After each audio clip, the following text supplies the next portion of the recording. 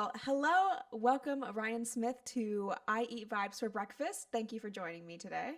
It's my pleasure. Thank you for having me. Of course. How are you doing today? Doing great. Beautiful Awesome. morning. Oh, Can't wait good. for today. Got a lot of activities planned. Oh, that's exciting. You're in Yeah, Nashville? I am. Yep. Cool. Inside the Shure office here. I see. I So love the there sign. you go. Yeah. Amazing. What do you have So, planned today?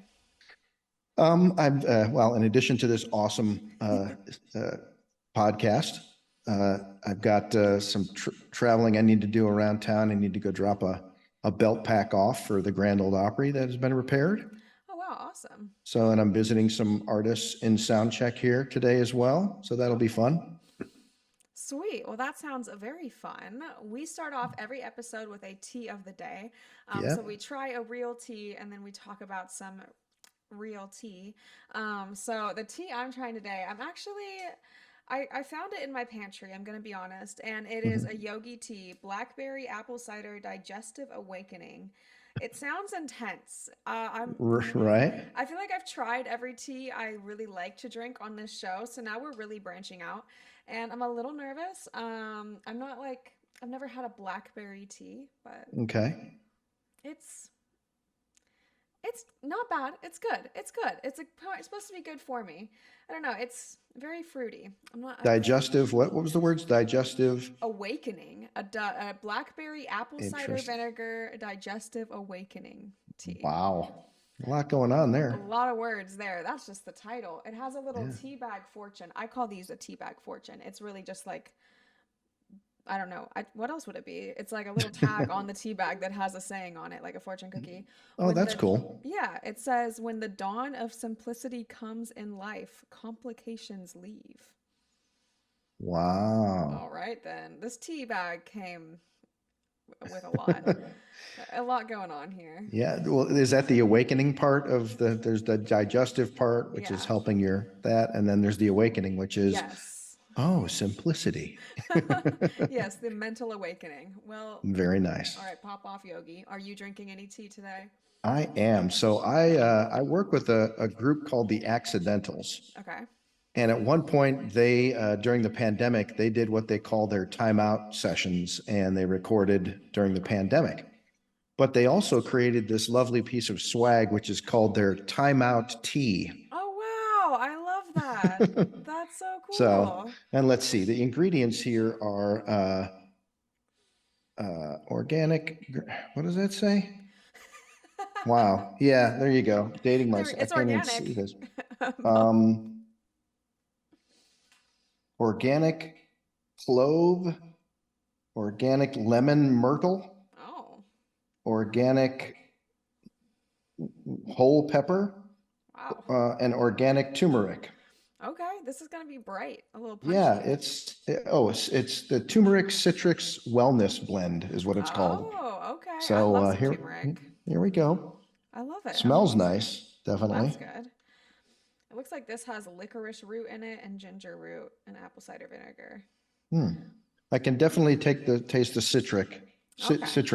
citrus, sorry, nature of this tea, and a little bit of the pepper too, I and love lemon. I love some lemon in my tea and my water. Mm, absolutely. Yeah, spa Now, water. when you perform, sorry to, I know you're supposed to be interviewing me, but I was going to ask you, when you It's okay. perform, do you drink something like tea before you go on stage? I do. Yeah, I drink that like vocal coat throat tea. It's made Oh of yeah, licorice and like slippery elm root.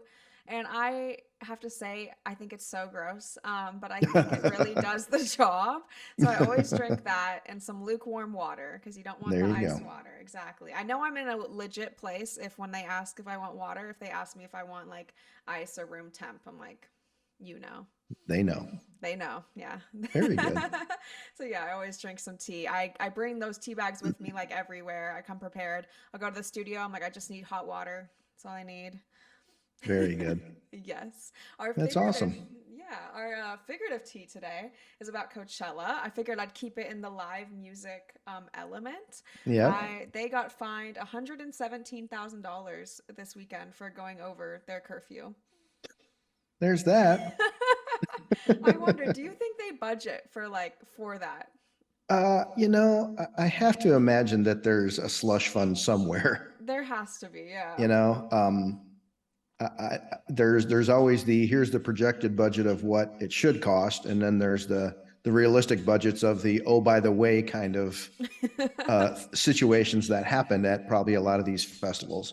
Oh, we Yeah. got to go back to the airport and get another artist or something like that kind of situation. So Yeah. I got to imagine and the Coachella has been going on for A while. well over what, almost 2 decades, maybe. Yeah, I think so. So I think they've probably run into these oh by the ways all the time, and they're ready Probably. for it. Definitely. I think Frank Ocean's Oh by the Way apparently was a he planned to have an ice skating rink originally. And then that Okay. didn't work out, so he was an hour late because he was melting it. Okay. That's what the press release said. Yeah. And so then they didn't have the ice skating rink, so Yeah. it was yeah. Well, They and you also got to wonder how much of that fine gets passed on to the artist for said infraction. Yeah, for said ice skating rink. Who knows? Yeah. I'm curious. That's what I was kind of wondering too, if it's like the festival or the artist, because the artists were Calvin Harris, Frank Ocean, and Bad Bunny. So Wow. who knows? There's that. So yeah, that's the tea. I feel, I feel like I hate when I go to a festival and an artist is like 45 minutes to an hour late. I don't know. I feel like I, as an artist, hope I'm never doing that. I always wonder what causes it. I feel like sometimes it's just like what they do. I don't know. It could be, yeah, it could be a number of different things, but it could be technical. It could be the artist. It could be, hey, I'm just not ready to go on yet. Yeah. They I hadn't. know a few times it's been just like for funsies. The first pop show I played was a Super Bowl pre-party show with Flo Rida, and Flo Rida showed up like so late, like so many hours late, and Wow. we never figured that out. And then I played Numberfest, and Lil Uzi Vert was playing, and he Uh-huh. came on like 30 minutes late, I think, at least. And he was just like, they said he was just like chilling backstage. But it was funny because they had his DJ just like keep acting like he was gonna come on stage. So they'd like play some track and then be like, "All right, get ready, Lil Uzi," and then he like wouldn't come out. So it was kind of funny. For Jeez. 30 minutes, we were just like, "Is it happening?" So they Wow. stalled in an interesting way. Hmm. And it was actually that same festival I saw Marshmello because he was playing too. So I was playing Marshmello, Lil Uzi, I forget who else, but I saw Marshmello backstage without his helmet on. But I was always like, was that Marshmello or not? And recently they like revealed his identity, and it Okay. was Marshmello. And I was like, okay, cool. That's great. So I've just been holding on to it all these years. I was like, I think that I was know who Marshmello. Marshmallow Yeah. is. It's like I'll do a little sketch. Get me a sketch artist. Oh yeah, that's great. No, I'm playing. Marshmallow. I would not have exposed his identity. I'm not trying to get. I'm not a snitch. Not an Well, identity hey, snitch. the hope one day is maybe you'll open for him, right? Yes, that would be That could be great. cool. Yes, yes, definitely. So tell me about you and your background. So you have been working with Shure for 30 years as a regional manager and artist relations in Nashville. So how did you get started into music? Wow, that goes back to my childhood. My parents were playing music in the house all the time. And that was a range of stuff from Simon and Garfunkel to John Denver to the Doobie Brothers, Mamas and the Papas. We're talking, stuff that was fairly popular at the time, late 70s, early 80s type stuff. And it was always on vinyl. So I understood what the sound quality of music was supposed to sound like, Mm. because these were, professionally produced albums that won Grammys in some cases and stuff like that. And so music and the feel of music was already, and harmony too. I mean, you're talking Mamas and the Papas, the Doobie Brothers, bands that, they sounded so much bigger when the choruses kicked in, all these harmonies, Yeah. and it gave you that goosebump feeling when you heard those songs, right? Yes. And still to this day. So I always felt like I could play drums, just listening and listening to beats and stuff like that. I'm like, I feel like this is me. So I got started on snare drum in grade school and finally got my first drum set in high school. My older brother played drums as well. Oh, that's cool. So my father played guitar. So there was always music in the household, Okay. which was great.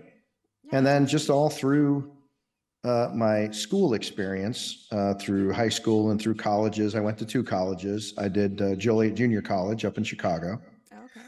and was there studying music for 3 years and learned about a whole bunch of different types of artists and music, from progressive jazz to melodic heavy metal type stuff. And so I got immersed by a lot of friends who I appreciated, also musicians, and just learned a lot, not only about the music, but about who the artists were on those records.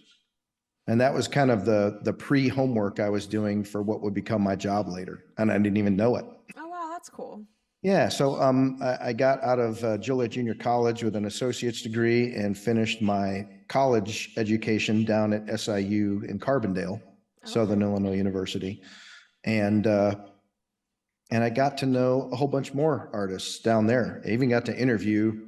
I'd never done an interview in my life, and through one thing and another, I got to interview Chick Corea, who's a Oh, wow. legendary jazz pianist, and that was pretty awesome. Yeah, that's So awesome. that got me started in the, wanting to work more with artists. If I couldn't go on tour playing drums, I think I'd rather do the next best thing. Get into a music company. And when I was at Joliet Junior College, a friend of mine who graduated there went on to work at Shure right Okay. out of junior college in the customer service department. So I finished up my degree 2 years after that, and then got an internship at a production company, and then updated my resume and sent it to Shure. And I finally got a call in 1993 and got hired into the customer service department there. Okay. Yeah. That's So so I was the cool. first rush order expediter for the customer Oh, service department. So any orders that came in that day that had to go out that day, whether they UPS red or second day air or something like that, then I was responsible for keeping track of those orders throughout the day and working in coordination with the shipping department. okay. Sounds high pressure. Yeah. And so I'm a drummer. I really know nothing uh, about microphones other than at that time I knew about the SM57 and the SM58. Okay. Great vocal mic and a great instrument mic. But through spending time in customer service, I got to know a lot about the job and about the various products. And it continues to this day to be a learning experience every day. That's awesome. That's really Yeah. cool. What's your favorite mic for drum sets? Wow. I have to say now, probably it's called a Beta 181. It is a Okay. lollipop shaped microphone. Oh, okay. That's cool. And a lot of drummers are starting to use them on their toms. Mm, They got a really nice open, full sound for toms. okay. But people are using them for cymbals as well, like either under their cymbals or up on top of the cymbals. Okay. They're just really a great utility mic. They're also really good on piano, grand piano. Oh, interesting. Do you Yeah, still play the drums often? not often. Okay. There's a lot of other things going on in my life that are taking up that time, Yes, yes. namely my kids and what they're doing. Oh, But I yes. try to play as much as I can. Hmm. I know 24 hours just doesn't quite feel like enough some No, days. definitely not. I think you know that too. So Yeah, definitely. It is hard to do it all because sometimes like I realized I haven't like practiced guitar in a little bit. Like I don't know, it's just hard to find time for everything when you've got full-time job, side hustles, passions. You have kids, so that's a whole nother thing, yep. especially kids getting all kinds of awards and everything. So you're busy, booked and busy, Ryan. Oh yeah. So you mentioned to me that every single day looks different for you with your job. So what do Yeah. your different work days look like? Well, some of it depends on things that are looming on the horizon, like getting approvals for videos that I've edited. So, one day I might go out and video interview an artist, which means me setting up the camera, the lights, putting the mic on the artist, making sure everything looked good, making sure it sounds good, writing the questions for the artist, and then also interviewing that artist's sound engineer to get their perspective on using the gear. Oh, And that's so cool. usually we'll tie those things together. and create a content piece. So I've been working on one for the artist Gail, Oh wow, that's cool. and hopefully that'll come out here in the next month or so. That's sweet. She's killing it, So crushing it. Cause she's she's playing doing, Nissan with Taylor when she comes to yeah, Nashville, right?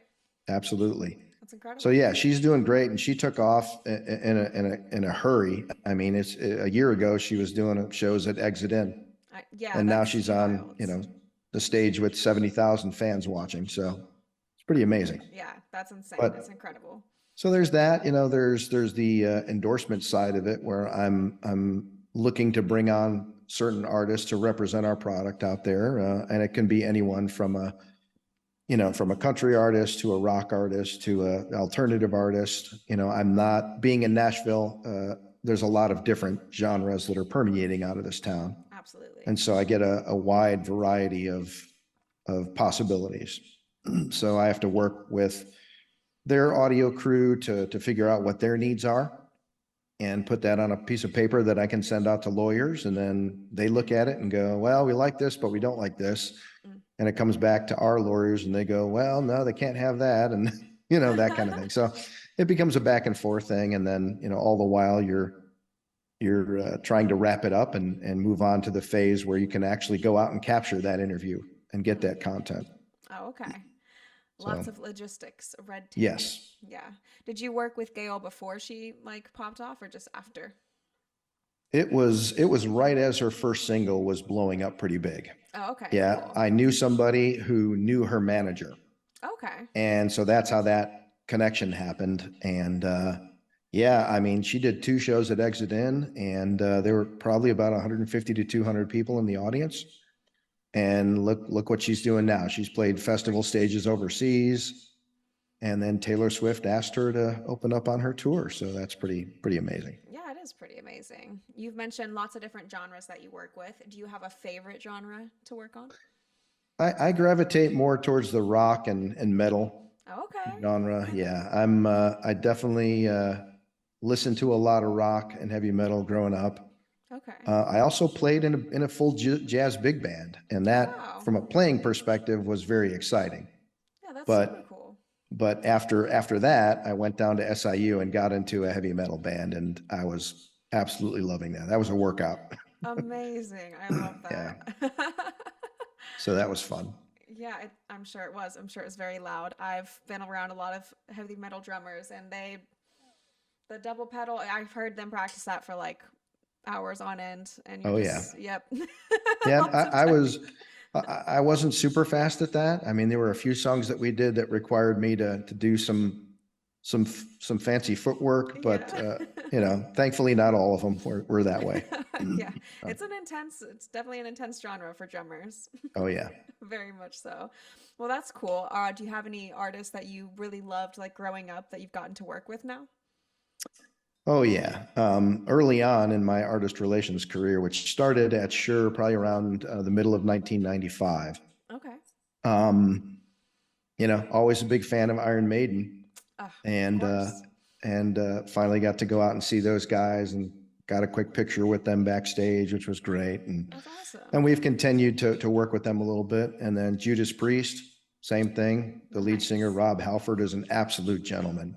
He's Aw, such a nice guy. So I love I've that. I've gotten to interview him once, and they actually rehearsed here in Nashville a little bit, so Okay. that was cool. Wow, that is really cool. What's it Yeah, like to like see a show that you've worked on? it's great. It's in the back of your mind, you're going, okay, hope everything goes right. you Yeah. know, but Most but stressful. thankfully, I've been fortunate to work for a company that is very, very intent on putting out products that they know are long lasting and dependable and help the artist to perform at their best. I like to think of it as it's something that becomes just part of their show. They don't even have to think about it. Mm, I you love know, that. Yeah. I feel like my so Shure mics have always been very dependable. I've never had to think about it.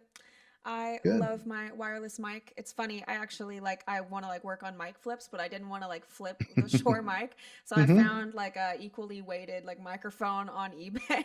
This really cheap one. And so that's how I practice my You mic could flips cuz practice. yeah, I don't want to practice with my Shure. Right. Yeah. So yeah, but I Well, want it that's to be cool. weighted right. Yeah, yeah.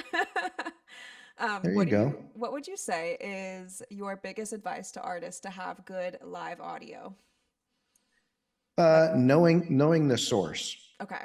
You know, if you're let's say you're an audio engineer and you're miking a drum set, Hmm. you want to go up and listen to that drum set before you put a mic on it. Okay. You That know, makes sense.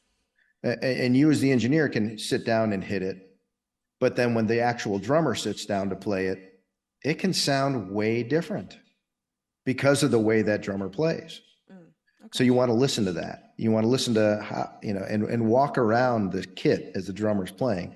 Okay, where am I hearing things? What am I hearing? What cuts through? What do I need to mic? How do I need to mic it? Hmm. All those questions start popping up as you're understanding the source. And the same goes with guitar cabinets, speaker cabinets, right? You want to listen to that and determine, what microphone am I going to use to get the best sound out of this cabinet so that it represents the sound that the artist wants to the audience, Mm, right? okay. Yeah. And same with you or a vocalist. You want to understand, what's in my voice? Hmm. What are the ranges? And do I live in the lower range? Is there any natural sibilance or high end stuff in my voice that if I pick a mic that already has an accentuation on that high end, that might be a bad thing? Mm, okay. You want something that's more even. So if the engineer needs to add a little more high end or take it away, they can do that, Mm, okay. you know? That is good to know. So yeah, it's really about understanding, first of all, if you want to understand what the band is trying to do, what kind of sound and what's most important when it comes to the music, Hmm. you know, and you want somebody mixing you who understands that as well, you know, and sometimes is your fan, you know. That makes sense. Yeah. So Because I know the music. yeah, Yeah. artists spend a long time writing vocals. They want to be heard. So Yes, definitely. It's always a bummer when you get off stage and people are like, yeah, couldn't hear you. Didn't yeah, hear you at all. And you're like, oh, good. I put in my all for that. But yeah, but the track sounded great. yeah. Awesome. Awesome. Yeah. I love Yeah. that very much. I've gotten off stage one time and they're like, yeah, all we could hear was the drums and vocals. And I was like, oh, Oh, geez. Yeah. that must have been a great show. Love that. Yeah. Okay, let's end this. Okay, I swear I hear something different from everyone. I'm like live where how close the mic should be. I feel like everyone has a preference. What is the technical, how close should you be singing live to your microphone? Are you this close? Give me the stats. You know, there's a lot of discussion about that because there's some artists who they have their microphone, it can be right here. Right. And yeah, typically that's okay for most artists. There's some artists where they like to have a little air on the capsule before the voice hits it, And what does you that know. do for the voice? It just provides a little bit more ambience, you Okay. know. You don't want to be too far away from it. I would say if you're 4 or 5 inches away, that's too far. Okay. You know, Yeah. 2 to 3 inches off of the microphone is usually pretty acceptable. If you've got a really loud band behind you, this is probably going to work better for you Okay. That makes because you're sense. getting more signal Mm-hmm. to that capsule. Okay. And you want all that other stuff on the outside to be secondary to your voice. That makes sense. Okay. So case You by know, case. it is. It's definitely case by case. I mean, I've seen some artists that, like an acoustic show, will be 7 or 8 inches off the microphone, and that's on purpose. Mm, They're actually trying to mix what they're singing, mm, okay. you know? That makes And sense. so it really depends on the type of show you want to put on. But, an artist should understand what happens when I pull away too far. Right. It's like when an artist goes to hit a high note and they pull the mic way down. Hmm. some artists can still be heard and some just disappear entirely.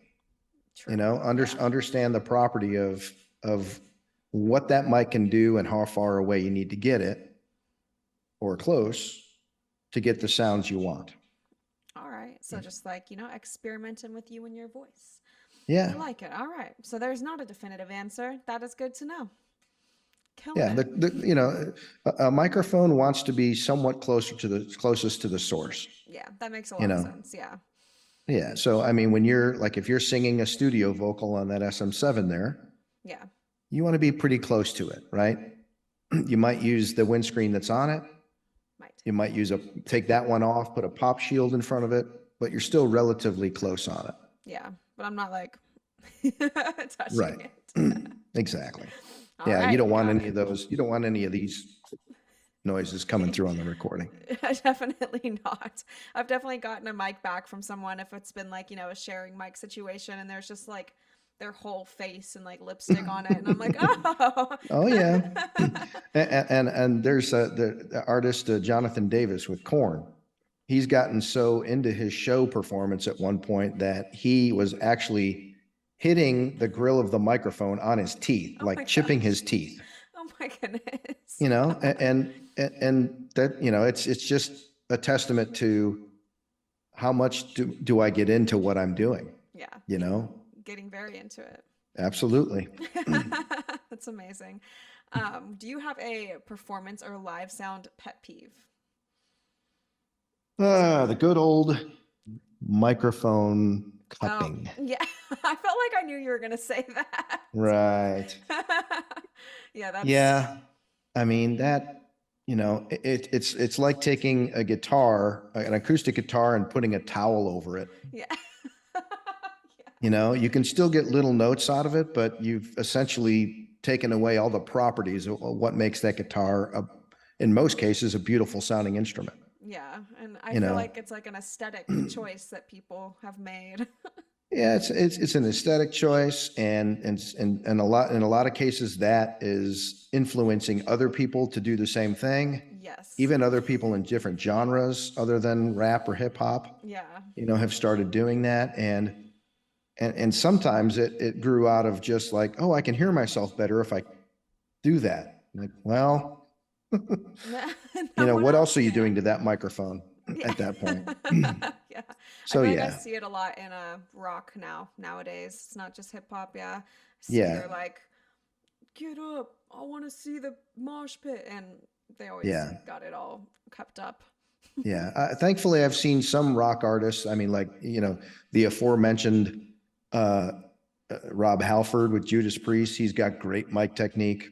His That's voice great. still sounds amazing after this many years. He can still hit the high notes. It's just awesome. It's hard to do. And then Jonathan Davis with Korn. I mean, he's not cupping the mic, and artists like Snoop Dogg, he's got an actual big cube on his microphone right before the element, the capsule.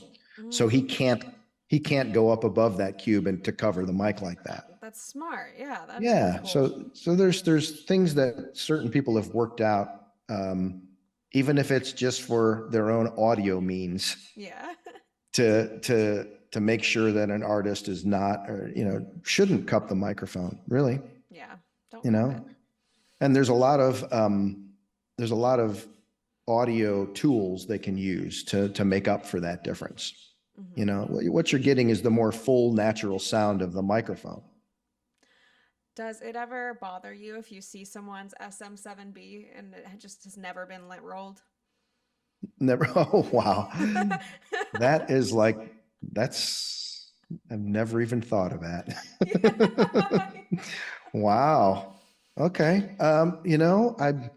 I think the worst I've seen is maybe just the foam is like disintegrating. Okay, yeah. On the mic, they just need a new foam You've piece. never But seen just like the lintiest, no? no, I guess I don't know. Are you the only one who's wrapping their SM7 with clothes when you take it on the road? I'm kidding. It's not mine. I've been like in studios and there'll be like lint on it. Maybe that's what they're doing. Really? Maybe that's what happened. Yeah, maybe someone did wrap it in clothes. I'm not sure. I have a cat, so if my cat ever gets near it, we've got little hairs on it. I got to get off. But yeah, no, I haven't. I've seen the linty. I've seen the disintegrating as well. I've seen Wow. the lipstick covered. I like to. I do have tiny little hairs on mine right now. I think that's just Okay. from my head. I So mean, I have to lint roll it. see, I have the little brother to the SM7. I've Oh got this yes. MV7 here, Oh, that's and really cool. I thankfully I don't see any hairs on it right You're now. killing it. All right. Well, it's just me and my cats then. And I have dogs, but I don't take this one home. Okay, it's I safe. usually it just stays here for team meetings. So Makes sense. And and occasions such as this. that's the USB microphone, right? That is correct. That's super And cool. what I do need to get is one of those boom arms for in here because you got yours on a mic stand.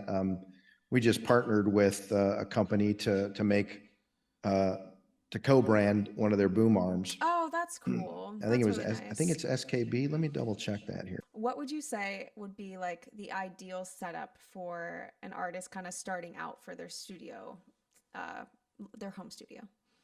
Well, I think the first tool is the one you have right in front of you there. Yes. um, Great for vocals, but it's also great for other things. I mean, you can put that in front of an acoustic guitar, and you're going to get some interesting sounds out of it. The Um, SM7B. What makes the SM7B such a staple? it's the sound quality of it, really. I mean, it came out as a broadcast microphone, so radio personalities would use it, and their voice would sound nice and deep. And then back when Michael Jackson was getting ready to record Thriller, Mm-hmm. the engineer for that session was a guy named Bruce Swedeen. Okay. And he got to try the SM7 on Michael's voice, and it worked out perfectly. Oh, wow. So yeah, that microphone is on pretty much almost the entirety of that record I had no on idea. Michael. And from there, it just worked its way into a lot of studio sessions, and a lot of artists have used it for recording their primary vocals for tracks. So it's been great.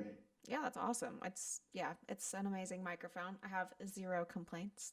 I Glad to have hear that. quite a few of the microphone. I have actually two because I keep one in Nashville that you generously gave to me. And you also had the great idea for the Vendetta music video. I forgot about this. You made it Oh in the yeah, final video where you had the drop down mic. That was all you. So creds to you for that idea. I think it turned out super cool with the announcer in my yeah, little boxing video. That that was was great. awesome. I really loved that Thank you for idea. using that. So, Oh, of course. Thank you for the idea. It turned out so woohoo. cool. And it's my friend's boyfriend who was like the boxing announcer in the video, and he was super excited about that too. So it Oh was yeah. definitely a cool vibe. I forget how we even like put it over the boxing ring. We made like a makeshift boom stand. We did not have a boom stand. It was very silly how we got it over there. But you know what? It worked out. So It that's worked. all that matters. Yep, and it's legit. That's one of the mics that they've used for things like that. So And it looks cool. I like to just have it out. there you go. All the uses. What is your most like favorite show that you've ever worked on? So back when I was in Chicago, we initiated a relationship with Blue Man Group, Oh wow.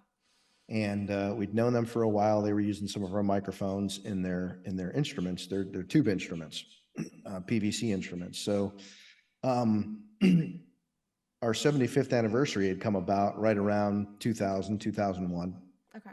and they wanted to do a show in Vegas at something called the National Sound Contractors Association. Hmm. So they're like, well, here's what we want to do. We want to ask Blue Man Group to do a set in between another artist.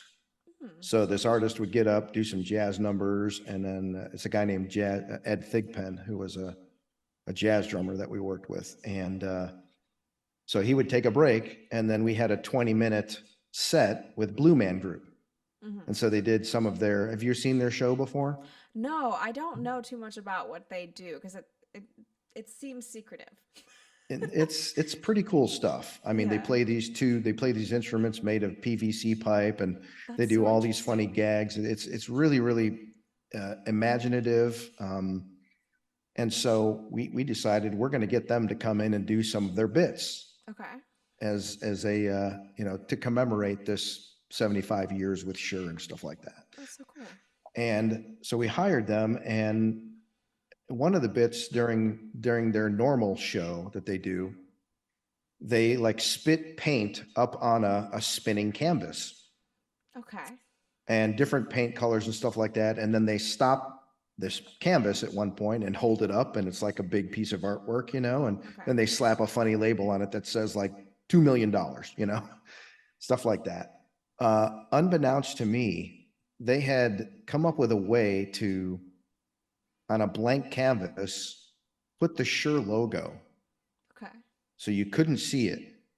But when they spat the paint up on this canvas and stopped it and held up this big Shure logo to a Wow. ballroom full of people, everybody just went crazy.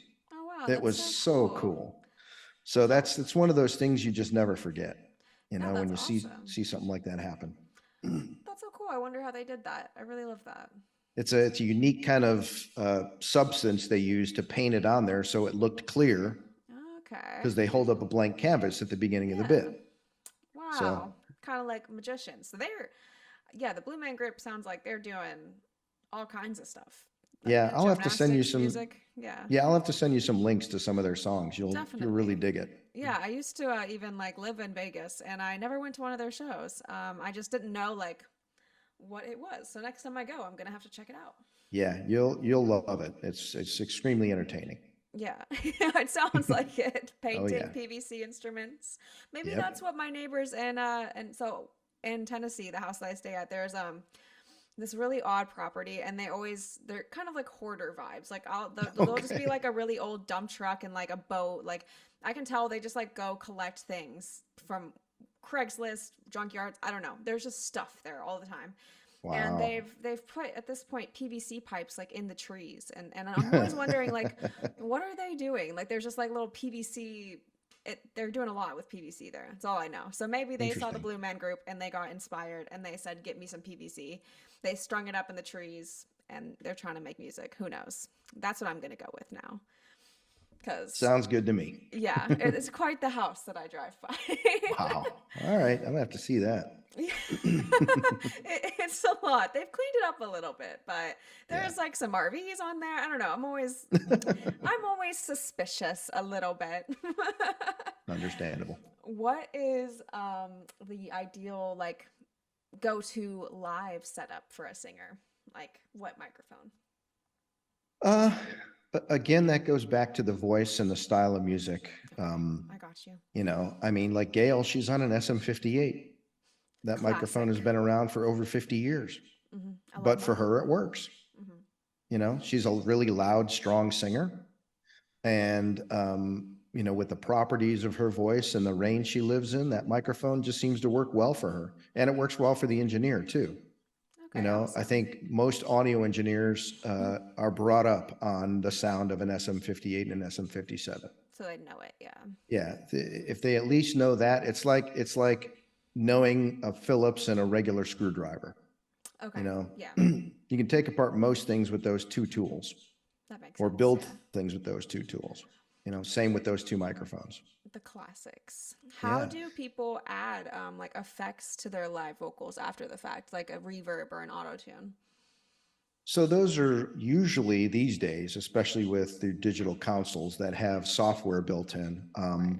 They rely on certain audio drivers in the software Okay. to access those per channel and insert those on vocals.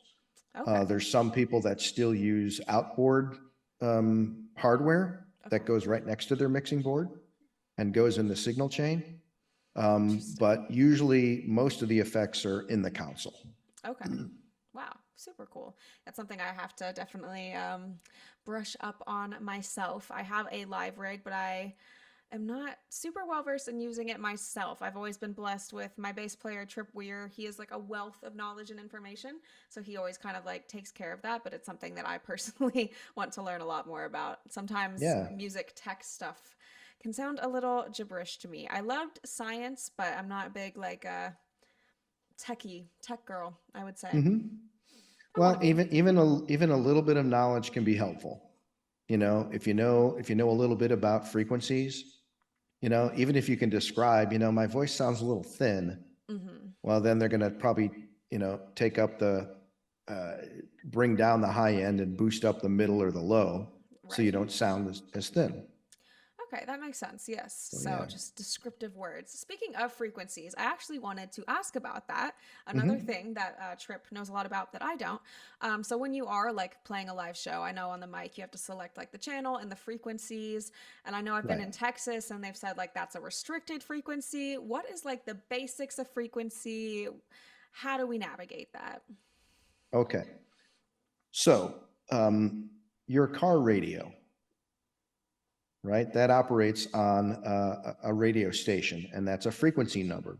So Okay. 102.9 is 102.9 megahertz. Okay. Okay. And so and your car radio is receiving the signal Okay. from a transmitter somewhere in the area, Mm-hmm. usually up on a mountain or up on a big tower, right? Mm-hmm. So that's the radio station that's transmitting to your car receiver. Okay. So if you think about your microphone, Mm-hmm. your voice is being transmitted to the receiver unit, Okay. right? Yeah. Now, wireless systems are allowed to operate within certain TV channel areas, Okay. but they can't be more powerful than those TV stations or radio stations. Mm.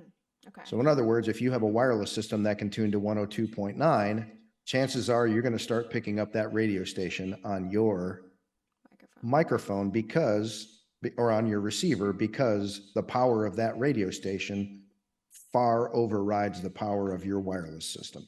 Okay, that makes sense. Okay? Yeah.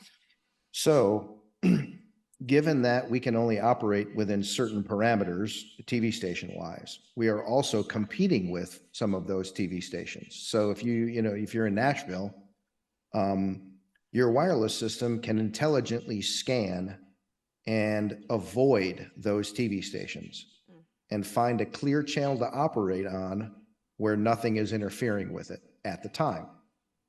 So if you fire that thing up at noon Oh no. and it's okay, Yeah. but then you fired it up at 7 o'clock at night, well, something might have turned on, you know? Okay. So it's always good to double check it right before your show. That makes sense. Right. Okay. So most of today's wireless in the US specifically is operating between 470 megahertz, which is UHF television stations, Okay. all the way up to about 615-ish or so, right around there. Oh, okay. And again, that is space that some digital televisions can take up, and those are very powerful. So what your system does is it avoids all that, but it also avoids anything else you have turned on the stage. So if you turn your microphone on first, Okay. get that set, then turn your belt pack on next, it'll avoid your microphone's frequency if it's in the same range. Okay. It sees it and goes, oh, don't give me anything there. Give me something else. Well, at So least the that's, technology's smart. I got that. it is. It is. And that's the very basic end to it. We have Yeah. software where you can network all of your wireless systems together Okay. and manage 300, 400 frequencies. Wow. Yeah. It's intense. And so, somebody at like a Taylor Swift show, there's probably 80 to 150 wireless frequencies in use every night. That's insane. Do you think And it's a lot to handle. yeah, are there ever, like bigger issues that arise when there's 80 at a time, like trying to find that block? Absolutely. Because somebody may come in, like a news station comes in and all of a sudden turns on a transmitter that's in that area. Okay. At festivals, they actually have to frequency share. Okay. So an artist who's playing at noon, once they're powered down, somebody else can use that frequency later on in the day. Oh, okay. So Yeah. So that'll just be in it's, communication. yeah. And it's also distance related. So if you're at Bonnaroo and you're at the small stage at one end of the festival, and there's a bigger stage pretty far away from it, chances are your wireless may not get interfered with from the bigger stage. Mm, okay. So there's definitely a lot to it. Yeah. If you're touring with a band that has 15 frequencies, typically you're okay. You should be able to find clear frequencies in every city you go. Okay. But if you've got more than that, then you need to have the software to help you coordinate all that, because the software does the same thing as your wireless system is doing. It scans, it looks for signals to avoid, Mm-hmm. and tells you what is clean, so that everything works both within the city and the area you're in, but also with each other. Wow. Yeah. So that's important too. If you get one too close to the other one, then you can start to have, that's what's called crosstalk. Okay. Wow. Oh yeah. Never thought about having, yeah, like the Taylor Swift type of show. That's insane. Well, It's I'm glad mad. there's a program. Yes, there's a program, and sometimes there's artists like an artist at Taylor Swift's level. She has a dedicated person that deals just Oh, with I'm sure. getting the frequencies done. Wow, that's yeah. I bet it's feels a little high stakes for sure. Oh yeah, I get well, it all absolutely. is if you're dealing with like a Taylor Swift size tour. Everyone's job, high That's stakes. right. Yeah, they're crazy. I've seen videos of her tour with her like diving into the stage, and they have like the screen, so it looks like she's swimming, and Oh yeah. incredible, incredible. Huge fan of great stage shows. Yeah. I only have a few more questions. They're a little more fun. Would you say, or what would you say is your best like tour or show story? Unless it was the Blue Man Group story. Um, well, that was really a show story. Tour story.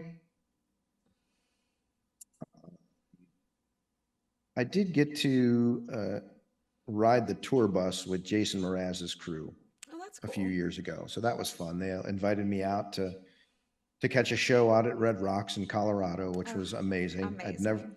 never seen that venue before, so it was a first time riding on a tour bus, first time seeing a show at Red Rocks, and Yeah, it's what do you think of Red pretty Rocks? unforgettable. Yeah, So Red Rocks is beautiful. yep. I've seen one show there. I had no idea that it had so many stairs. I Oh would yeah. I would have trained beforehand. I saw Black Bear and Mike Posner there. Oh, cool. Kind of random. Yeah, they have like a collaboration. So after their individual sets, they did like their collaboration project together. So it was cool. Oh, great. Yeah, well, Yeah, that's we super we were cool. just we were just out there in the fall and went to go see Tyler Childers. Oh, cool. And he did an album release show and had like an orchestra, had like 9-piece string Oh, wow. section and That must have 3 sounded horns, and beautiful.